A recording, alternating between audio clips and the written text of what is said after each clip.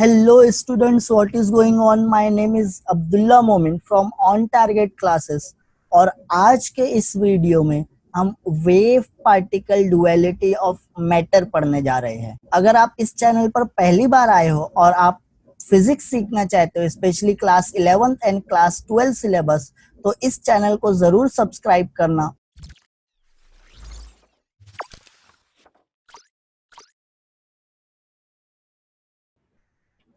तो material particle show wave like nature under certain circumstances. This phenomena is known as wave particle duality of matter. तो जो material particle है वो wave के जैसा behave करते हैं या वेव नेचर शो करते हैं कुछ पर्टिकुलर सिचुएशन में। तो ये फेनोमेना को हम क्या बोलते हैं? Wave particle duality of matter. Matter is behaving like a wave. Matter के पास पार्टिकल नेचर होता है, बट अगर ये वेव नेचर भी शो कर रहा है तो हम बोलेंगे कि this phenomena is wave particle duality of matter. Matter wave के जैसा भी बिहेव कर रहा है, मैटर पार्टिकल नेचर भी शो कर रहा है। तो मटेरियल या matter has two nature, wave like nature and particle like nature. तो ये जो दो नेचर है इसको ही हम डुअल नेचर बोलते हैं, और ये फेनोमेना को हम क्या बोलेंगे? Wave particle duality of matter. Next क्या है? All the material objects in motion have an associated wavelength. अब डी ब्रॉगली हाइपोथेसिस में हम यही पढ़े कि जितने भी मटेरियल ऑब्जेक्ट है अगर वो मोशन में है तो उनकी वेवलेंथ रहेगी, और वो वेवलेंथ भी कैलकुलेट किए, वो वेवलेंथ का फॉर्मूला भी है, lambda is equal to H by P is equal to H by M we.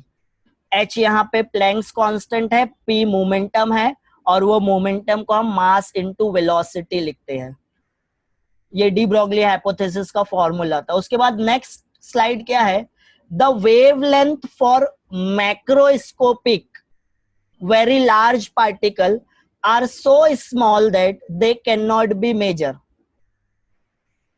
On the other hand, the wavelength associated with subatomic particles is large enough to measure, और formula है ये। अब macroscopic मतलब very large. अगर large particle है like earth has a very large mass, moon, sun, ये सब जो पार्टिकल है हम इसको क्या बोलेंगे? मैक्रोस्कोपिक। जो हमको दिख जाते हैं उसको हम मैक्रोस्कोपिक बोलेंगे, और जो नहीं दिखते जिसको माइक्रोस्कोप से देखना होगा तो मैक्रोस्कोपिक और माइक्रोस्कोपिक एक ही जगह आ गया तो वो फिर स्मॉल पार्टिकल हो गए। तो मैक्रोस्कोपिक मतलब जो हमको दिख रहे हैं, तो जो पार्टिकल हमको दिख रहे हैं वो लार्ज पार्टिकल है। लार्ज पार्टिकल है तो उनका मास, ये लैम्डा के फॉर्मूले में हम क्या बोलेंगे? उनका मास भी लार्ज रहेगा। अगर उनका मास ज्यादा है तो वेवलेंथ क्या हो जाएगी? कम मिलेगी। मास और वेवलेंथ में रिलेशन क्या है? तो यहाँ पे जब हम वेवलेंथ और मास में रिलेशन देखते हैं तो दोनों क्या है? Inversely proportional.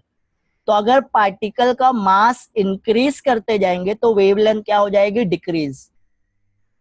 तो अब अर्थ भी मूव हो रही है, earth is revolving around the sun, moon is revolving around the earth. तो ये सब पार्टिकल भी मोशन में है, तो इनकी वेवलेंथ क्यों नहीं मेजर किए हम? क्योंकि ये सब पार्टिकल जो मोशन में है इनका मोमेंटम बहुत है, मतलब इनका मास बहुत ज्यादा है। अगर they have larger mass that means their wavelength is very very small.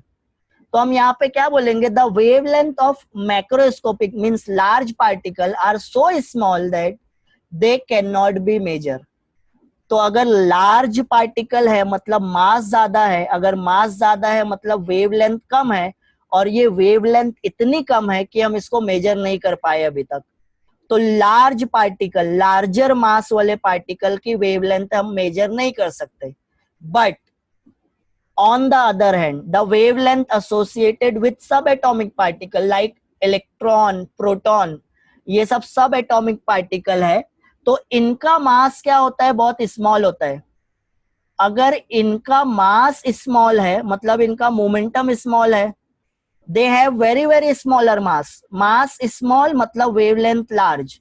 तो हमको ये स्मॉलर मास इतना, it is sufficient enough to get a large enough wavelength. उनका जो मास है वो इतना स्मॉल है कि वो सफिशियंट हो जाता है कि वेवलेंथ उनकी लार्ज मिले. तो यही से जो स्मॉल पार्टिकल है हम उनकी वेवलेंथ इजीली कैलकुलेट कर सकते हैं. जैसे अभी हम इलेक्ट्रॉन की वेवलेंथ कैलकुलेट किए, क्योंकि इलेक्ट्रॉन का मास बहुत कम है तो उसकी वेवलेंथ हम कैलकुलेट कर लिए. But earth, moon, these particles, these bodies are also moving, but इनकी वेवलेंथ हम कैलकुलेट नहीं कर सकते क्योंकि इनके मास बहुत लार्ज है और वेवलेंथ कम है. तो दिस इज योर एक्सप्लेनेशन.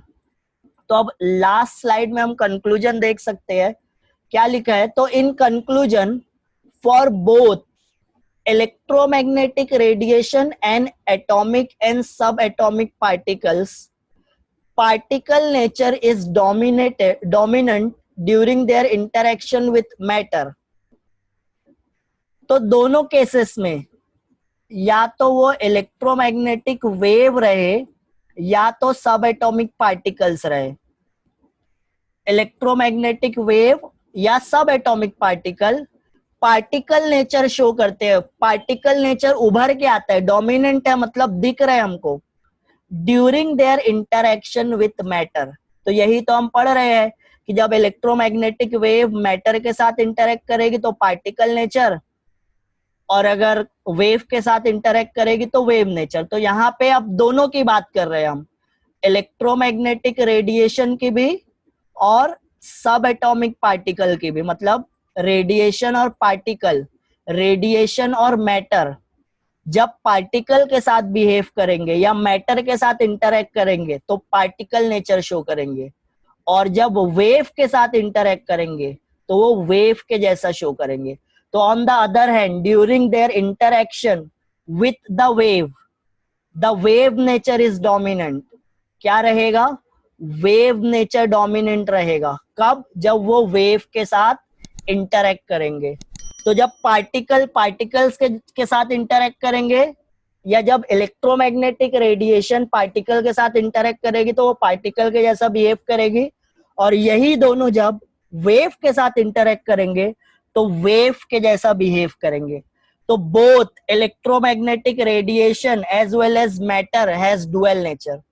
तो this is your chapter, dual nature of radiation and matter. आपको अपने स्क्रीन पर दो प्लेलिस्ट दिख रही होगी, एक सुपरपोजिशन ऑफ वेव्स की और एक dual nature of radiation and matter. आप दोनों में से कोई भी टॉपिक चूज कर सकते हो. पूरा कंप्लीट चैप्टर है with some amazing animation and simulation.